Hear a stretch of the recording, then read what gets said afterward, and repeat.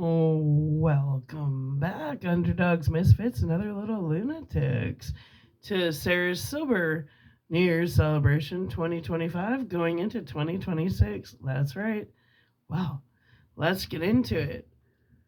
The story we're doing in this video is What One Would Do for a Rose by H. Buckley.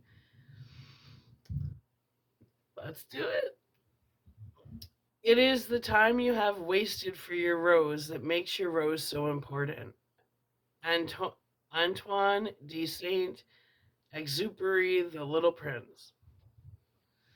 Snow waltzed around George before gently kissing the ground and crunching under his black boots. Multicolored lights entangled themselves around oak trees like newfound roots. George wandered close to them, challenging the falling snow to a game of hide and seek. The snow won. He hid his face in a red tartan scarf, but the snow teased him and tickled his nose. On any other day, he'd warm his hands and practice piano in the air, obvious to the locals' perplexed looks. A lie. Christmas presents kept his hands occupied. Even so, his heart fluttered at the idea of mastering La Campanella for his next concert. He sighed, close to home, so close to the fire, a smile played on his face.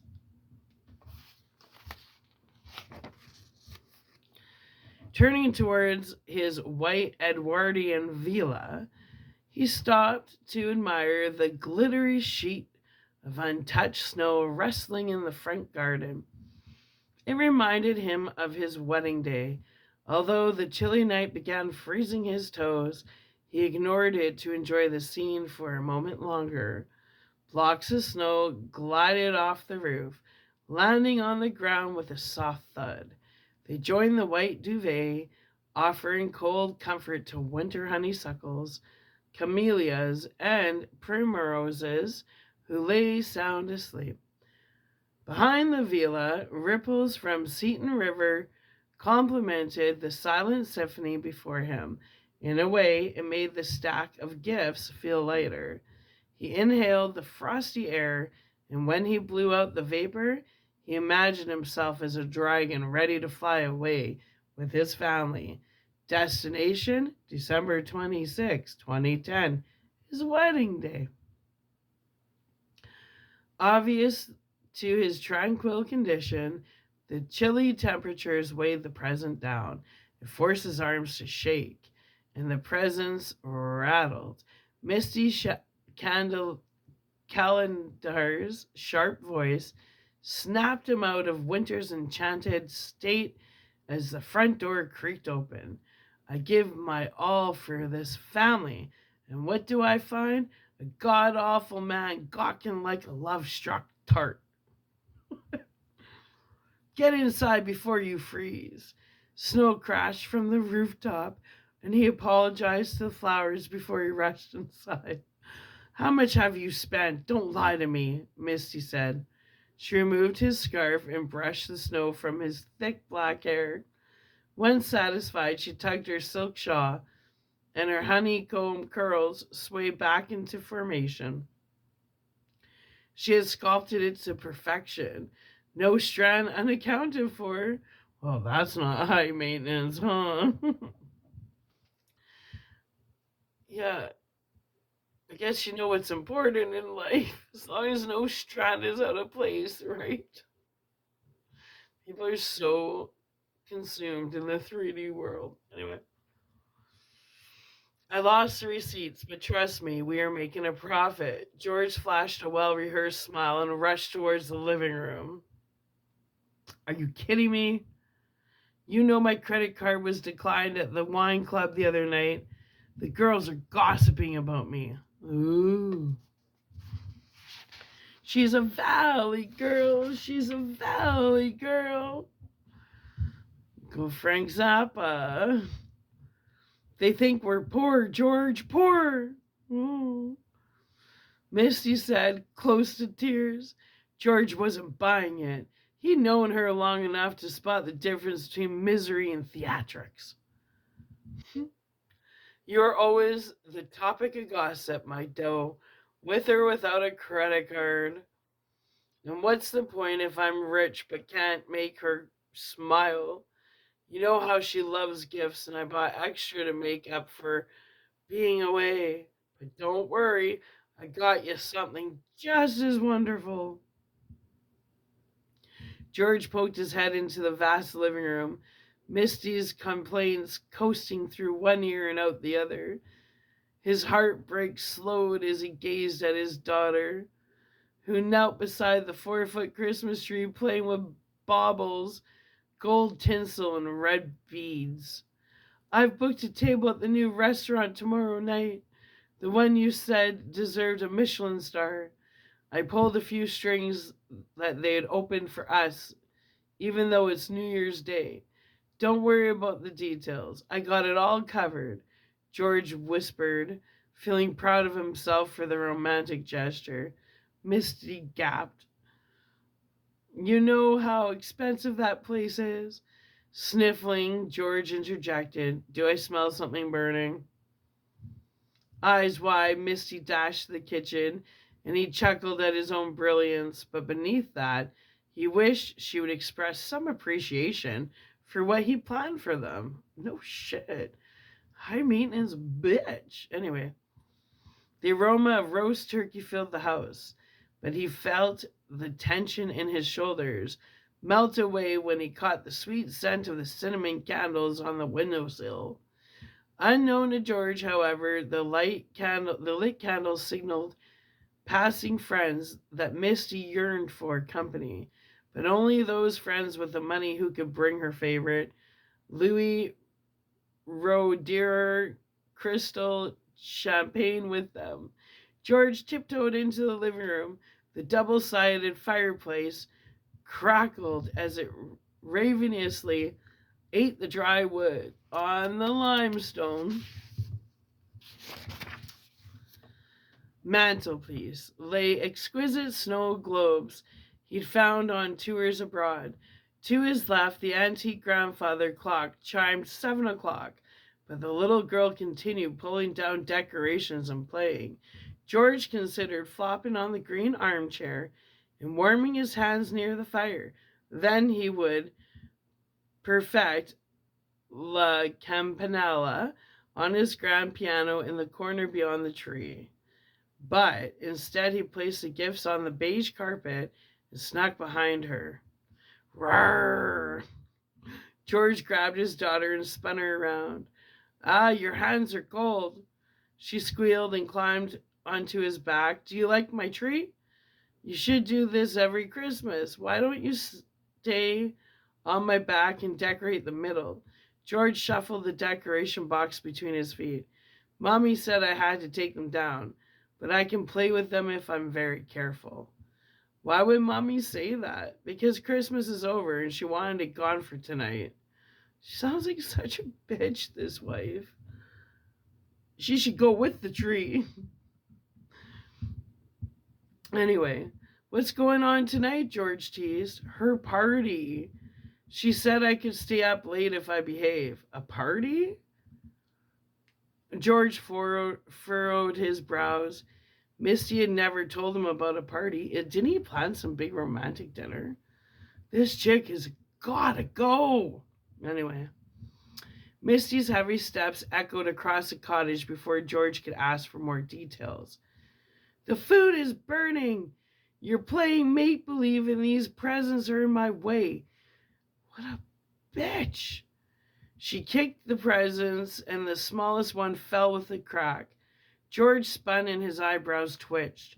The daughter gasped and held the bauble in her hand so tight her knuckles went white. Sorry, darling, Mommy needs help. My help. No, Mommy needs help. Why don't I move the chair? You can stand on it and reach for more baubles, George asked.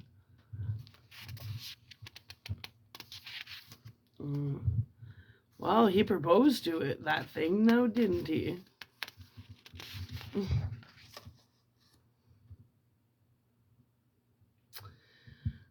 They think we're poor, George, poor, Misty said, close to tears. George wasn't buying it. He'd known her long enough to spot the difference between misery and theatrics.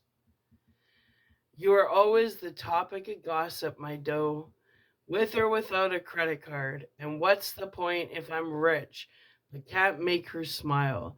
You know how she loves gifts, and I bought extra to make up for being away. But don't worry, I got you something just as wonderful. George poked his head into the vast living room, Misty's complaints coasting through one ear and out the other. His heartbreak slowed as he gazed at his daughter, who knelt beside the 10-foot Christmas tree, playing with baubles, gold tinsel, and red beads. I've booked a table at the new restaurant tomorrow night, the one you said deserved a Michelin star. I pulled a few strings so they'd open up for us even though it's New Year's Day. Don't worry about the details. I've got it all covered, George whispered, feeling proud of himself for the... Oh, fuck. We already read that.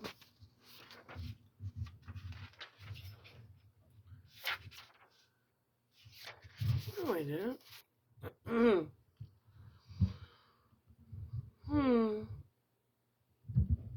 What the heck is going on here? Well, blah, blah, blah, blah. I accidentally flipped the wrong page. Let's just do the last paragraph here. Misty's heavy steps echoed across the cottage before George could ask for more details. The food is burning. You're playing make-believe and these presents are in my way. She kicked the presents and the smallest one fell with a crack. George spun and his eyebrows twitched. Their daughter gasped and held the bauble in her hands, so tight her knuckles went white. Sorry, darling. Mommy needs my help. Why don't I move the chair? You can stand on it and reach more baubles, George asked. He lifted her onto the armchair, rolled it next to the tree, and shouted, "Choo-choo!"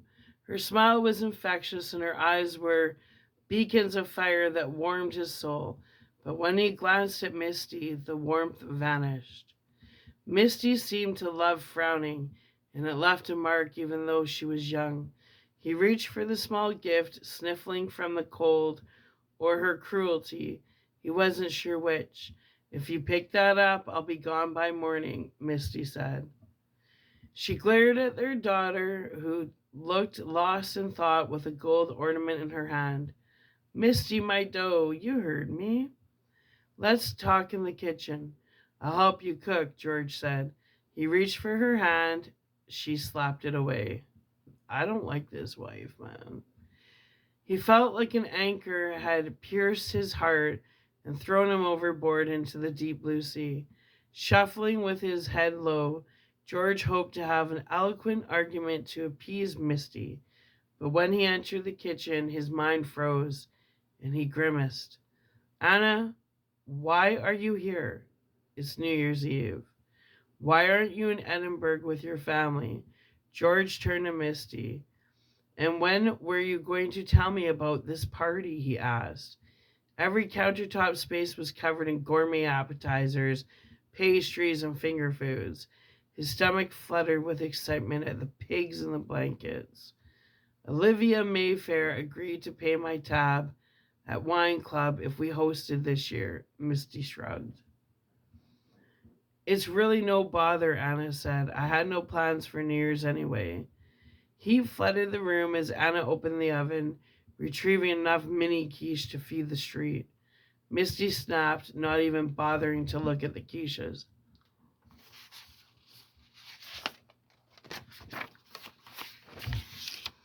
Well, don't expect me to pay you. Burning everything for our guests? That's ungratefulness. You're doing this on purpose, aren't you? She slammed the oven shut. Anna flinched, causing 2 quiche to fall off the pan and onto the floor with a loud splat. No, don't lie to me. Misty piped down. Anna did nothing wrong, George said, then turned to Anna, whose lips trembled as sweat beaded her forehead. I'll pay for your taxi and help tonight. If you're in luck, you'll catch the last train. George paid Anna and she apologized and left. Meanwhile, Misty leaned against the oak table and fiddled with her cross necklace. A tear streamed down her porcelain face. Tell me what's wrong. Isn't it obvious? Misty sighed, and for a moment the theatrics turned to misery. No. George breathed deeply, and his skin wrinkled around his brows. Why are you here? Misty asked. I live here. Do you? When was the last time we had a meal together? I warned you about this, my dough. Christmas is busy. The ladies think I'm a single mother, you know. They think you're cheating, that you spent Christmas Day with a model in Vienna or London or wherever you were. Do you even care about me? About our agreement? Agreement? My dough, it's New Year's. When we agreed to have a child, Misty began, hand raised. I said yes under one condition. I don't raise the child alone. I compromised and asked for money to spend with my friends. Then he stripped me bare. Do you understand? There are consequences. There are consequences to making me miserable. We also agreed we would sacrifice for her. I canceled your card to get her gifts, as we agreed. I'm trying to show her how much I love her, George sighed. Flopped onto the yellow side. Flopped onto the yellow dining chair and ran his fingers through his hair. Are you sure about that? Of course. What did she dream about last night? What? He stared into her siren green eyes. Your daughter, the one you love. Tell me what she dreams about. Tell me one thing about her. Ooh, I'm starting to figure out the other side. There's three sides to his story: his side, her side, and the truth. Now we're getting her side, and then we come up with the truth. Oh, this is getting interesting. I wasn't there. You're never here. I am. George clenched his teeth and his face flushed red. Tell me what she dreams about. Misty slammed her hands on the table. She dreams about you. Do you hear me?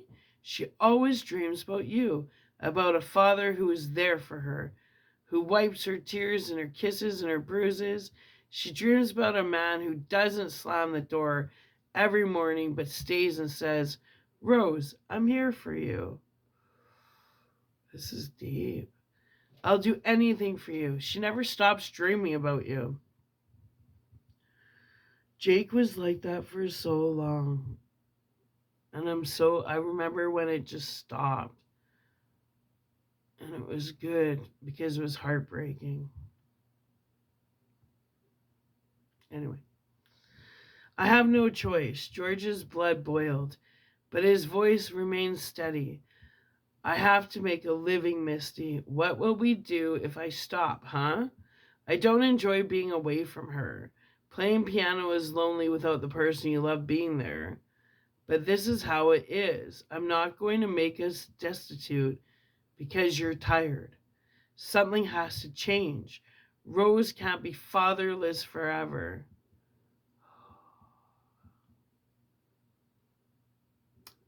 Now I understand her version. That sucks.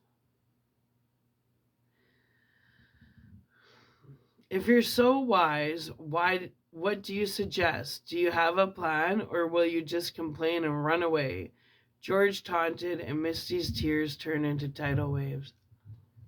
There's two sides to this story, right? Do you know what she asked Santa for this Christmas? Oh, give me a break. That you were here. Silence invaded the room, cutting through bone and marrow with the pain of neglect. George stared longingly out the kitchen door, grieving for his daughter and how her mother had failed. to prepare her for Christmas without him. Misty wiped her moist cheeks. But I have a plan this time. Spit it out then. He leaned back and crossed his arms. Your daughter, the one who wishes she knew you? Misty inhaled a deep, shaky breath. I want to send her to boarding school, the one my parents run in America. They'll take her for free until she graduates. She'll be smart, brilliant, everything you're not. Maybe she'll get into Harvard or Cambridge. George shot daggers at her, holding back the urge to ask her how long it took her to master Gaspard de la Noot. But most importantly, she continued, her grandpa will be her father, and she'll stay far away from you. You can't be her father until you're ready to be my husband. Right?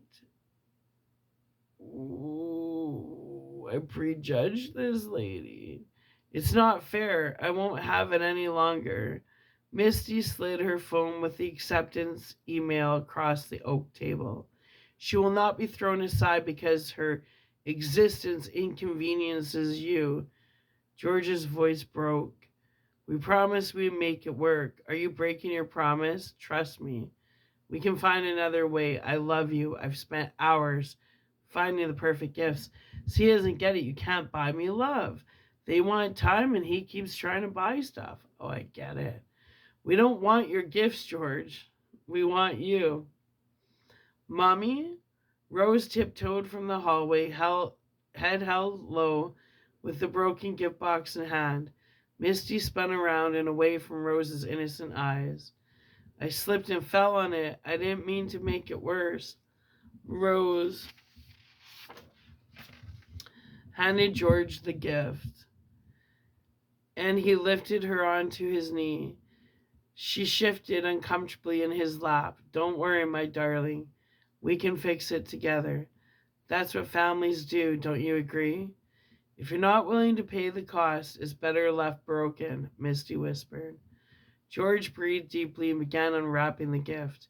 I paid a man in Vienna to create a music box with a sculpture on top. It's me and Mommy dancing together. He lifted the music box to find Misty's head was broken. Rose gasped. Don't worry, we can fix it. You wind it up and it plays a lullaby that we dance to. I hope it reminds you of our love for you, Rose. Oh, shit.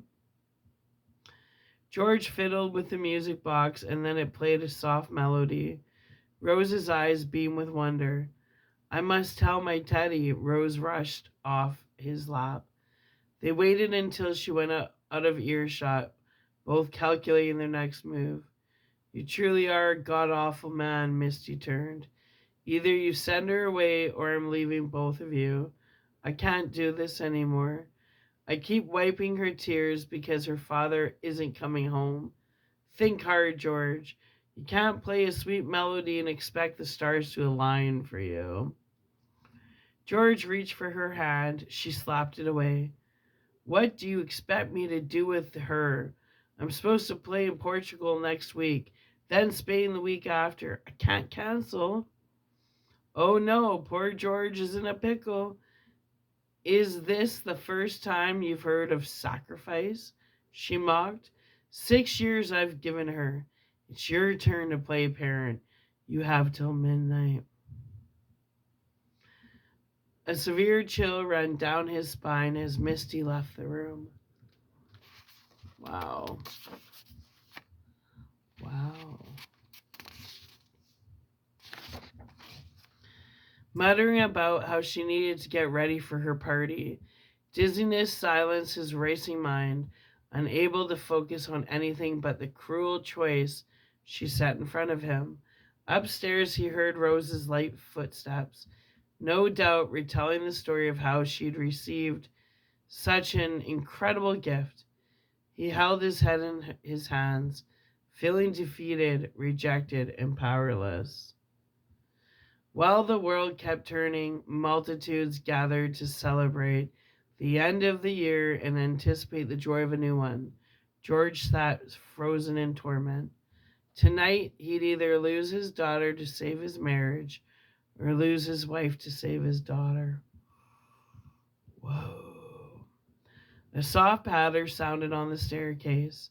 He bottled up the tears as Rose raced for a hug, and with her tight in his arms, he wished he could cry out, but instead he told her, "There's nothing I wouldn't do for you, my darling. I love you always."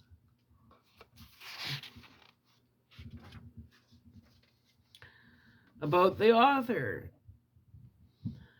H. Buckley, born in Croydon, is a graduate of the University of Aberdeen. Her poetry collection, Theology in a Divided World, took shape during lockdown, ignited by a policeman's murder of a woman 15 minutes from her home. A tragedy that hit hard, as she often thinks. That could have been me. This compelled her to write, finding in poetry a voice to confront the injustices that go unspoken or are forgotten too quickly. In addition to writing, Buckley loves Highland cows, coffee, and running, which lets her brain breathe and brainstorm new ideas. Writing is always on her mind. As a master's student in creative writing, she's committed to lifelong learning, seeing each piece she writes as a step forward. Her debut short stories, What One Would Do for a Rose, appears in this anthology, and her piece, In the Stillness, was named the winner of the Words of the Wild competition with the Scottish Wildlife Trust. Buckley's journey has only just begun, and she's excited to keep learning and growing one story at a time. You can find H. Buckley on Instagram at h.buckley_author. I really enjoyed that story. That was a really good one. That was a really good one. I like creative writing. These are good. And I like that they're not like their stories, they're creative writing. I mean, it could be based on true stories, but that's kind of cool. Anyway, so we're going to upload this, and then we're getting into The New Year's Baby by Anna Picari. Yeah. So, underdogs, lunatics, and other little misfits. That was a little dyslexic. Welcome to Sober New Year's with Sarah 2025 going into 2026. The best is yet to come if you're on the right side of history. Anyway, love you. I'll be back.